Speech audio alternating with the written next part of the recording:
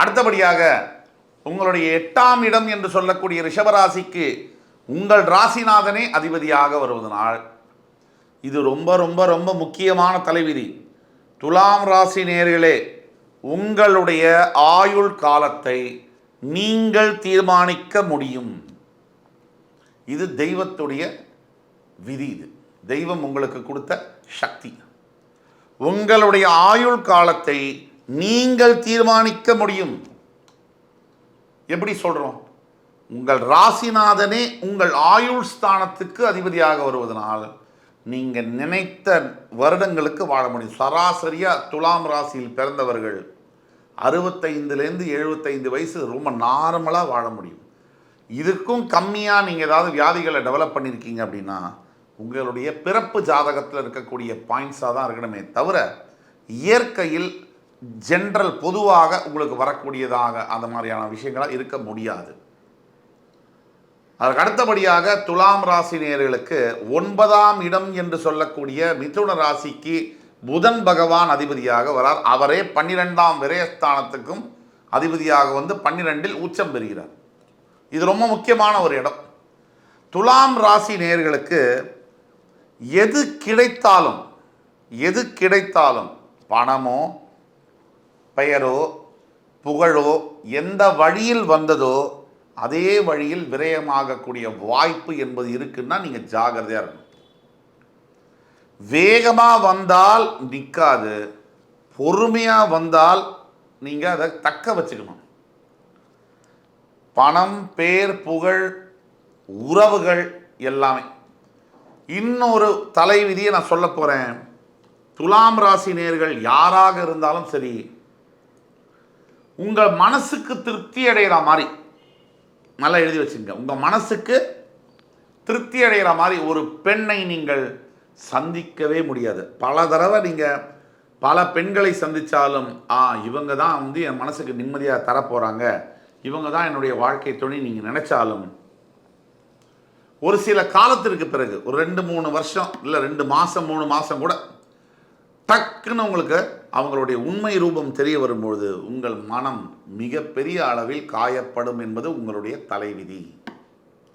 இதுவே பெண்களுக்கும் அப்படியே மாற்றிக்கோங்க. ஆக யாரை நீங்கள் ரொம்ப நம்புறீங்களோ, யார் மேலே நீங்கள் ரொம்ப பாசமும் அன்பும் வைக்கிறீர்களோ அவங்க எல்லாம் உங்கள் நெஞ்சில் எட்டி உதைப்பாங்க. இது உண்மை. எல்லோருக்கும் உதவி செய்வீங்க. நீங்கள் யாருக்கு ரொம்ப பிரியமாக இருந்து உயிருன்னு நினச்சி உதவி செய்கிறீங்களோ அவங்கெல்லாம் உங்களை அதுவாக கூட மதிக்க மாட்டாங்க. இதுதான் உண்மை. தவிர இன்னொரு முக்கிய விதி இருக்குது. நீங்கள் எந்த தொழிலை செய்தாலும் அந்த தொழிலை மிகப்பெரிய மாற்றங்கள் நடந்து கொண்டே இருக்கும். ஒன்று அந்த பிரான்ச்சஸ் மாறிக்கிட்டே இருக்கும், இல்லை அந்த தொழில் தன்மை மாறும், அந்த தொழிலுக்குள்ள இண்டஸ்ட்ரிக்குள்ள மிகப்பெரிய சேஞ்சஸ் வந்துக்கிட்டே இருக்கும். நீங்கள் இடம் மாறிட்டே இருப்பீங்க, இல்லை அந்த தொழிலை செய்கிற விதத்தில் ஏதோ மாற்றங்கள் என்பது தொழில் ஜாபாக இருக்கட்டும் கெரியராக இருக்கட்டும் நிறைய மாற்றங்கள் என்பது உங்களுக்கு உண்டு. வருமானம் வரக்கூடிய இடத்தில் சீரான வருமானம் துலாம் ராசி நேயர்களுக்கு வர வாய்ப்பே இல்லை. இந்த மாதம் 10 லட்சம், அடுத்த மாதம் 1.5 லட்சம், அதுக்கடுத்த மாதம் 20 லட்சம், அதுக்கடுத்த மாதம் 50,000, அதுக்கடுத்த மாதம். இதுதான் ஒரு எடுத்துக்காட்டுக்கு சொல்கிறேன். இதே அப்படியே எடுத்துக்கணும் இல்லை. ஃப்ளக்சுவேட்டிங் இன்கம் இருக்கும். மேலே போகிறதும் ஃபினான்ஷியலாக திருப்பி கீழே வர்றதும் எல்லாத்தையும் விற்கிறதும் திருப்பி கஷ்டப்பட்டு வாங்கிறதும் இந்த மாதிரியான அமைப்பில் தான் இருக்கும். எல்லாத்துக்கும் மேலே தூங்கும்போது கூட துலாம் ராசிக்கு ஏதோ மைண்டில் ஓடும். அதை லைட் ஆஃப் பண்ணிட்டோமா, மாவு காய வச்சிட்டோமா, நாளைக்கு ஆஃபீஸில் இந்தந்த வேலை இருக்குமா, இந்த மாதிரியான அமைப்புகள் துலாம் ராசி நேயர்களை மிகவும் துலாம் ராசியில் பிறந்தவர்களுக்கு தூக்கம் என்பது மிக கடினம். தூக்கம் வருவது, நிம்மதியாக தூங்குவது என்பது மிக கடினம். அதே மாதிரி சில விஷயங்களை பப்ளிக் ஃபோரத்தில் என்னால் பேச முடியாது. ஒன்றுக்கு மேற்பட்ட அஃபயர்ஸ் இருக்கக்கூடிய வாய்ப்பு நிறைய இருக்கு. துலாம் லக்னம் துலாம் ராசியில் பிறந்தவர்களுக்கு இருக்கிறது. இந்த விஷயம்தான் முக்கியமாக நான் பேச விரும்புகிறேன்.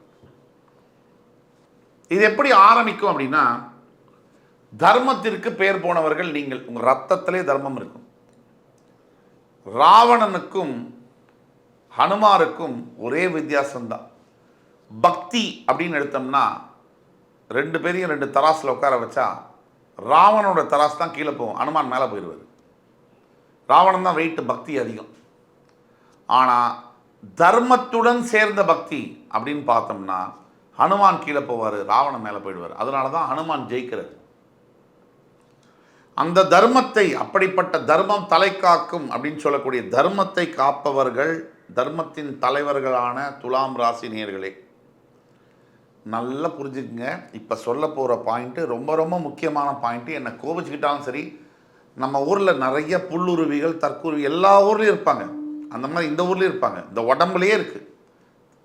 கெட்ட பாக்டீரியா, நல்ல பாக்டீரியா நமக்குள்ளேயே இருக்குது. நம்ம எண்ணங்கள் மனசில் இருக்குது. நல்ல எண்ணங்கள், கெட்ட எண்ணங்கள், அப்படி கமெண்ட்ஸில் போடுற சில முட்டாள்களும் இருப்பாங்க. ஆனால் நான் சொல்வது என்னென்னா, தவறான கமெண்ட்ஸ் செய்யக்கூடிய முட்டாள்களுக்கு ஒன்று அறிவு இல்லாத குறை இருக்குது. புரியுதுங்களா?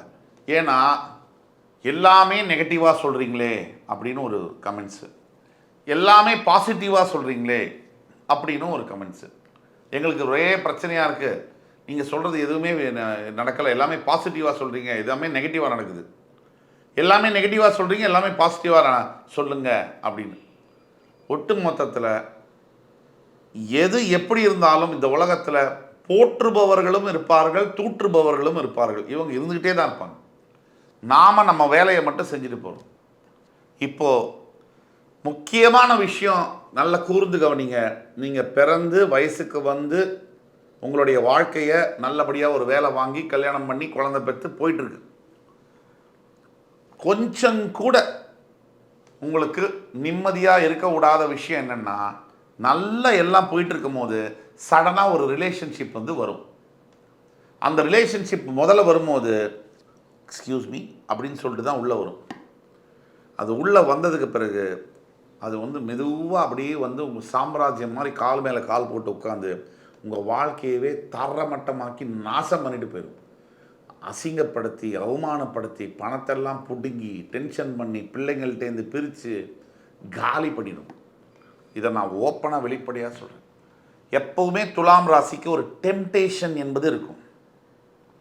அந்த டெம்டேஷன் காரணமாக சற்று கொஞ்சம் நீங்கள் மற்ற ராசிகளாக நிறைய பாத தவறுனாலும் காப்பாற்றி பொழைச்சிக்குவானுங்க. நீங்கள் சனி பகவான் உங்கள் ராசியில் உச்சம் பெறுவதனால் நீங்கள் கொஞ்சம் கூட பாவம் செய்கிறதுக்கு நீங்கள் முற்பட்டீங்க அப்படின்னா சனி மற்றவங்களுக்கு கொடுக்குற தண்டனையோடு உங்களுக்கு 10 மடங்கு கொடுப்பார். தயவு கூர்ந்து துலாம் ராசினியர்களை இருகரம் கூப்பி கேட்டுக்கொள்வது, இந்த கள்ளத் தொடர்புகள், இந்த 1+1 இந்த மாதிரியான அஃபையர்ஸு, இல்லிசிட் அஃபையர்ஸு, இல்லை ஃப்ரெண்ட்ஸாக தான் இருக்கும், இது எதுவுமே வேண்டாம். உங்களுக்கு ஒத்து வராது. தவறி நீங்கள் அந்த பாதையில் ஒரு ஸ்டெப் எடுத்து வச்சிங்கன்னா கூட உள்ள வேக்யூம் மாதிரி இழுத்துக்கிட்டு உங்களை அப்படியே காலி பண்ணிடும். ஆக உங்களுடைய பிறப்புடைய ரகசியம் இது, ஆண்டவன் எழுதிய விதி இது. இதை ஞாபகத்தில் வைத்துக் கொள்ளுங்கள். உங்களுக்கென்று அழகான மனைவி, அழகான குடும்பம். அழகு என்பது பார்ப்பதில் இல்லை, அழகு என்பது நம்முடைய புரிதலில் இருக்கிறது, நம்ம நடத்தையில் இருக்குது. அதை நீங்கள் மனசில் வச்சுக்கிட்டு செயல்படுங்க. அடுத்தது எதை எதிர்பார்க்கலாம்? முக்கியமாக உங்களுடைய வாழ்க்கை துணைக்கிட்டேருந்து அன்பான வார்த்தை, புரிதல், இதை எதிர்பார்க்க முடியாதுன்றதை எதிர்பார்க்கணும். 2, எதை எதிர்பார்க்கலாம்? உங்கள் குழந்தைங்க கடைசி காலத்தில் உங்களை காப்பாற்றுவாங்க அப்படிங்கிறத எதிர்பார்க்க வேண்டாம். எதை எதிர்பார்க்கலாம்? நீங்கள் எந்த தொழிலில் இருந்தாலும், எத்தனை பாவங்கள் செய்திருந்தாலும், ஒரு 55 வயசுக்கு மேலே ஆன்மீகத்தில் உங்களுக்கு மிகப்பெரிய அளவில் ஈடுபாடு வரும் என்பதை எதிர்பார்க்கலாம். எதை எதிர்பார்க்கலாம்? எவ்வளவு கஷ்டம் நீங்கள் சின்ன வயசில் ஏழையாக, பரம ஏழையாக குடிசையில் பிறந்தா கூட உங்களுக்குன்னு சொந்த வீடு நீங்கள் வாங்குவீங்க, செட்டில் ஆவீங்க, லட்சம் கோடி கணக்கில் நீங்கள் சம்பாதிப்பீங்கிறத எதிர்பார்க்கலாம். எதை எதிர்பார்க்கலாம்? உங்களுக்கு வாழ்ந்ததுக்கான ஒரு திருப்தி இருக்கும். நிறைய அனுபவங்கள் இருக்கும், ரிச் எக்ஸ்பீரியன்ஸ் வந்து கிடைக்கும் வாழ்க்கையில். துலாம் ராசிக்கு இது ஆண்டவன் எழுதிய விதி. நிறைய அனுபவங்கள் கிடைக்கும். இதை எதிர்பார்க்கலாம். எதை எதிர்பார்க்கலாம்? ஒரு 60-65 வயசுக்கு பிறகு மிகப்பெரிய மேஜர் டிசீசஸை எதிர்பார்க்கலாம். 60 வயசுக்கு மேலேயே எதிர்பார்க்கலாம். மற்றவங்களுக்குலாம் 70 வயசில் வரும்னா மேஜர் டிசீசஸ். முதுமை காரணமாக வர ஜென்ரல் டிசீசஸ் இல்லை. அப்போ உடலில் கவனமாக பார்த்துக்கணும். நேரத்துக்கு சாப்பிட்றதுங்கிறது துலாம் ராசிக்கு அது வாய்ப்பே இல்லை. கண்டதை சாப்பிட்றது, வெளியில் போய் கண்டதை சாப்பிட்றது, கண்ட நேரத்தில் தூங்குறது, இந்த பழக்கத்தை மாற்றிக்கொள்ள வேண்டும். மிகப்பெரிய வியாதியை நீங்கள் எதிர்பார்க்கக்கூடும். கடைசியாக எதை எதிர்பார்க்கலான்னா, ஒரு 60 வயசுக்கு மேலே மனசில் ஒரு திருப்தி, ஒரு கண்டென்மெண்ட். ஆஹா, இந்த வாழ்க்கையை நம்ம வாழ்ந்தோண்டா அப்படிங்கிறத நீங்கள் எதிர்பார்க்கலாம் அனுபவத்தினால. அடுத்தது ரெமெடிஸ், தீர்வுகள் என்ன? முதல் ரெமெடி, யார் துலாம் ராசியில் பிறந்திருந்தாலும் காரைக்காலில் இருக்கக்கூடிய, திருநள்ளாறில் இருக்கக்கூடிய ஸ்ரீ சனீஸ்வர பகவானை, தர்பாரண்யேஸ்வரரை தரிசித்து தான தர்மங்கள் அந்த கஷேத்திரத்தில் பண்ணி நலத்தீர்த்தத்தில் குளித்து வர வேண்டும். வருஷத்துக்கு ஒரு முறையாவது திருநள்ளாறு செல்ல வேண்டும். 2, இதோ மயிலையில் சுக்கிரனுடைய கோவில் இருக்குது, சுக்கிரீஸ்வரர்னு, அந்த கோவிலுக்கு சென்று வருவது அவ்வளவு நல்லது. 2. 3, தினமும் பரமசிவன் ஈஸ்வர பெருமானை நினைத்து ஓம் நம சிவாய நம, இந்த மந்திரம் இது ஈஸியானது, இதை சொல்லு 108 முறை தவறாமல் சொல்ல வேண்டும். குளிச்சு விட்டு சுவாமிக்கு விளக்கேற்றிட்டு சொல்லுங்கள். தியானம் செய்ய வேண்டும். தியானத்தை தவிர்க்கவே கூடாது. 5வது ரெமிடி, யார் கேட்பீங்களோ கேட்க மாட்டீங்களோ எனக்கு தெரியாது, ஆனால் சொல்ல வேண்டியது சொல்கிறேன். கண்டிப்பாக மாமிச உணவை துலாம் ராசினியர்கள் தவிர்ப்பது மிக மிக நல்லது. அதே மாதிரி 5வது பாயிண்ட்டு, மது அருந்துவதை துலாம் ராசினியர்கள் மற்ற ராசிக்காரங்களை பற்றி கம்பேர் பண்ணாதீங்க, நீங்கள் தவிர்ப்பது மிக மிக உங்களுக்கு நல்லது. கடைசியான விஷயம், தேவையற்ற உறவுகள். என்னுடைய கணவன், என்னுடைய மனைவி, அவங்க தான் எனக்கு உலகத்தில் அழகில்லையோ, என் குழந்தைங்க, என் ஃபேமிலி இப்படின்னு இருக்கிறது தான் உங்களுக்கு சேஃபு. அதாவது டெவிலுக்கு தப்பிச்சு மான்ஸ்டர்கிட்ட மாட்டின மாதிரி ஆகிடும். தயவு செய்து, அதாவது known devil is better then an unknown angel என்று சொல்வதற்கு போல, நீங்கள் உங்கள் வாழ்க்கையில் ஒரு கேரக்டரை விட்டுட்டோம்னு சொன்னால் திருப்பி பிடிக்க முடியாது. தர்மம் வந்து உங்கள் ரத்தத்தில் இருக்கக்கூடியது, அதை மட்டும் ஆப்போசிட்டாக போகாதீங்க. ரத்தமே உங்களுக்கு ஆப்போசிட்டாக வேலை செய்ய ஆரம்பிச்சிடும். என் உயிரினும் மேலான துலாம் ராசி நேயர்களே, இந்த வீடியோ உங்களுக்கு கண்டிப்பாக பிடிச்சிருக்கும்னு நம்புகிறோம். இதை விட இன்னும் அருமையான தகவல்களுடன் மறுபடியும் உங்களை வந்து சந்திக்கும் வரை உங்களிடமிருந்து விடைபெறுவது உங்கள் சுபாஷ் பாலகிருஷ்ணன். நன்றி, வணக்கம், வாழ்க வளமுடன்.